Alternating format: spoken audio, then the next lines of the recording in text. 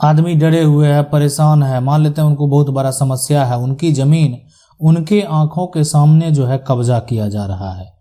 और कब्जा अगर जो मान लेते हैं कर रहा है, तो क्या होता है कि जो व्यक्ति है वह जाकर पुलिस के पास अगर शिकायत वो दर्ज कराते हैं तो पुलिस उनका साथ नहीं दे रहा है, उस व्यक्ति के जो अगेंस्ट है उन्हीं का साथ दे रहे हैं। देखें, अगर आपके पास जमीन के कागजात आपके पास हैं, जमीन के आप मालिक हैं, जमीन का आप मालिक हैं, जिसके पास कागजात होगा, कागजात में क्या क्या होना चाहिए। देखें, अगर आपकी जमीन खतियानी है तो खतियान होना चाहिए, और प्लस में इसका म्यूटेशन का एक तरह से पूरा जो है डॉक्यूमेंट होना चाहिए, यानी आपके पास आपके नाम से जमीन का आप कह सकते हैं रसीद होना चाहिए। या खतियान के अलावा ये हो सकता है कि आपके पास जमीन की रजिस्ट्री होनी चाहिए। तो ये दोनों दस्तावेज दिखाने के बाद जो है यानी पुलिस प्रशासन भी आपका सपोर्ट करेगी, उनको भी लगेगा कि नहीं आप हो सकता है इसका ओरिजिनल जो है संपत्ति के मालिक हैं। तो अगर पुलिस प्रशासन ये सभी होने के बावजूद भी अगर आपका साथ नहीं दे रही है तो उस केस में आप क्या कर सकते हैं। देखें, अगर आप चाहेंगे तो पुलिस की भी शिकायत कर सकते हैं, और पुलिस का भी शिकायत जो है करने के लिए कानून है, ऐसा नहीं है कि कानून नहीं है, और एक्शन जो है बिल्कुल लिया जाएगा। आप ऐसा कर सकते हैं, मान लेते एक तो पहली बार है कि जो बड़े अधिकारी हैं, ठीक है, मान लेते जहां पर आपने एफआईआर दर्ज कराने के लिए गया तो वहां पर अगर दर्ज नहीं हुआ तो बड़े अधिकारी एक तरह से के पास आप आवेदन दे सकते हैं, लिखित शिकायत दे सकते हैं। आप कहेंगे कि ये सब बात आप बता रहे हैं, बड़े अधिकारी के पास सीधी सी बात हम तो गए ही हैं, लेकिन कोई सुनवाई नहीं हुआ। बड़े अधिकारी भी मेरा बात सुनने से इनकार कर दिया और पुलिस पे कार्रवाई करने से इनकार कर दिया। तो दूसरा भी उपाय है, ऐसा नहीं उपाय नहीं है, उसके अलावा भी बहुत सारे उपाय हैं। आप यहाँ पर जो है सीआरपीसी एक तरह से अगर बात करें कि जो है सेक्शन 156 जो है उसमें साफ साफ कहा गया कि आप उनकी शिकायत मजिस्ट्रेट से कर सकते हैं, ठीक है।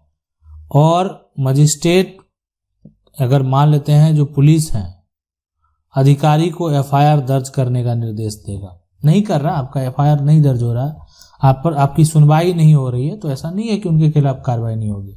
इसके अलावा भी है विकल्प, आप हाईकोर्ट भी जा सकते हैं, लेकिन इतना काफी है। अभी पहले जो समस्या है उसको देखते हैं।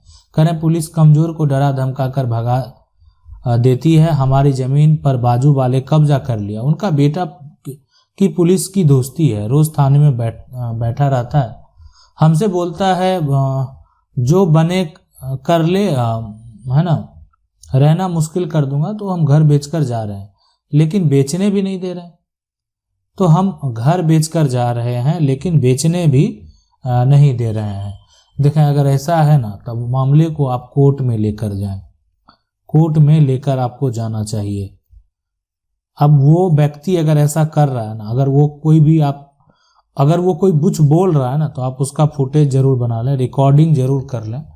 कल को कोर्ट में आप दिखा सकें सबूत के तौर पर आपको किस प्रकार से धमकाया जा रहा है, किस प्रकार से प्रताड़ित किया जा रहा है। और मामला जब कोर्ट में जाता है तो अच्छे अच्छे जो बोलने वाले होते हैं ना, समझ सकते हैं कि उसका क्या हश्र हो जाता है, यानी उसके बाद दोबारा वो ऐसी बोलने की गलती नहीं करता है। अगला सवाल है, सर मेरा पिताजी जो है एक जमीन खरीदे और जिससे जमीन खरीदे उसका गोतिया सारे जमीन का रसीद कटाकर बैठा है, जमाबंदी में गलत तरीके से अपने नाम जो है चढ़वा लिया है, इसलिए मेरा म्यूटेशन नहीं हो रहा है। एडीएम कोर्ट में केस चल रहा है जमाबंदी रद्दीकरण का, तो क्या फैसला मेरे पक्ष में होगा? देखें, फिर बिल्कुल फैसला जो है यहाँ पर आपके पक्ष में इसलिए होगा कि अगर ये पूरी जो जमीन आप देख रहे हैं ना, अब इसमें बहुत सारे हिस्सेदार हैं, तो कोई एक हिस्सेदार अगर बात करें, है ना, एक हिस्सेदार पूरी संपत्ति को जो है ना, पूरी संपत्ति को अपने नाम पर नहीं करवा सकता। को अपने नाम पर अगर करवा लिया है, अपने नाम से म्यूटेशन कायम करवा लिया, तो वो रद्द होगा और आपका म्यूटेशन जो है का प्रक्रिया आगे बढ़ेगा। लेकिन इसमें अगर बहुत सारे समस्या है तो फिर दिक्कत हो सकता है, लेकिन ऐसे अगर मान लेते हैं कोई गलत तरीके से करवा लिया है तो वो रद्द हो जाएगा। सवाल है, सर जी मेरे दादा को 60 साल पहले एक जमीन का कुछ भाग दान में दिया गया था। अब दादाजी रहे नहीं, आज तक किसी ने कुछ नहीं बोला, तो अब वो लोग जबरन जो है कब्जा करना चाहते हैं, क्योंकि जमीन उनके नाम पे दर्ज है और उस जमीन में मेरे कच्चे मकान जो है यानी झोपड़पट्टी बनी हुई है। अब लोग जबरन पुलिस द्वारा कब्जा करना चाहते हैं और रोज रोज गुंडे आते हैं धमकाने कि जमीन खाली कर दो। पुलिस भी कुछ नहीं सुनती। देखें, अगर आपके दादाजी जो हैं 60 साल पहले अगर कोई जमीन को उन्होंने दान कर दिया, तो दान करने का मतलब क्या होता है? एक होता है कि मौखिक दान किया गया, ठीक है, मौखिक दान। एक है कि रजिस्टर्ड तरीके से दान पत्र तैयार किया गया, यानी जिस तरह से जमीन की रजिस्ट्री होती है, रजिस्ट्रेशन होता है, उसी तरीके से दान पत्र भी तैयार किया गया। दादाजी तो है नहीं, अब एक तरह से जबरन जो लोग अगर कब्जा करना चाहते हैं, क्योंकि जमीन उनके नाम पर दर्ज है, तो अगर जिनके नाम दान किया गया है, अगर उनका नाम अगर दर्ज है, ठीक है, अब है कि ये दान पत्र जो है होना चाहिए। अगर कोई भी दान किया गया है और सार्वजनिक कार्य के लिए अगर दान किया गया, देखिए क्या होता है कि सार्वजनिक कार्य के जब मामले होते हैं ना, तो बहुत सारे एकजुटता है जो कि आपके अगेंस्ट खड़े रहेंगे। लेकिन अगर कोई ऐसा है कि दान तो किया गया, लेकिन वो जमीन कोई अब गलत तरीके से उसका उपयोग करना चाह रहा है, और कोई भी जो दान पत्र है वो रजिस्टर्ड तरीके से नहीं बनाया गया है ना, तब आप इस पर जो है ना दावा कर सकते हैं।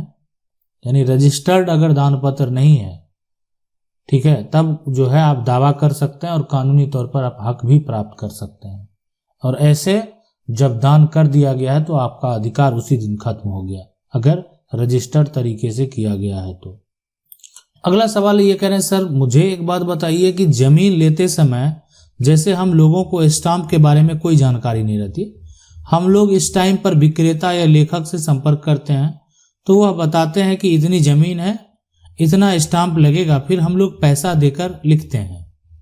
तो बताइए कि उसने धोखा दे दिया, एक तरह से कम स्टाम्प लगा दिया, तो क्या हमें दिक्कत हो सकती है? कोई भी हो, मेरा प्रश्न है कि मैं ही नहीं बहुत लोग खरीदते हैं, तो अगर इसके साथ यह घटना हो जाए तो दस्तावेज लेखक और स्टाम्प विक्रेता कम स्टाम्प जो है यहाँ पर बढ़कर और आपको फंसा दे, जमीन लिखवा देते हैं, तो क्या दाखिल खारिज में दिक्कत हो सकती है? हमारा बैनामा कैंसिल हो सकता है। सबसे बड़ी बात है कि जिस राज्य की आप मान लेते हैं बात कर रहे हैं, जो भी राज्य है, जिस राज्य से आप बिलोंग करते हैं, किसी भी राज्य में जमीन की जो अगर हम बात करें जो रजिस्ट्री होती है, जमीन का जो बैनामा होता है, आपका जो केवाला तैयार होता है, ये सभी जो प्रक्रिया है उसमें जो स्टाम्प का शुल्क है, मान लेते हैं 5000 अगर स्टाम्प शुल्क है, या हो सकता है कि 1000 आपके क्षेत्र में स्टाम्प शुल्क है, तो ये जो शुल्क है अगर ये कम रहेगा तो जमीन की रजिस्ट्री होगी ही क्यों? जब सरकार के द्वारा नियम बनाए गए हैं कि इसी स्टाम्प पर जमीन की रजिस्ट्री होगी, तो फिर अगर कोई कम में करवा रहा है तो वो गलत कर रहा है। अगर हो रही है कम में रजिस्ट्री तो इसका मतलब रजिस्ट्री सही है, रजिस्ट्री गलत नहीं है। अगला सवाल है, सर मेरा खेत का नंबर 342, 343, 345 और 42 और 43 नंबर जो है खुला है, और मौके पर जो है मेरी जमीन कम है। इन दो नंबर जो है खुले होने के जो है कारण मेरी जो है जो भी देखें मामले जो है यहाँ पर कि आपको हम जो तरीका बता रहे हैं कि अगर जो जमीन मान लेते हैं प्लॉट नया एक तरह से कागजात बना, ठीक है, या जमीन का जो नया एक तरह से नक्शा बना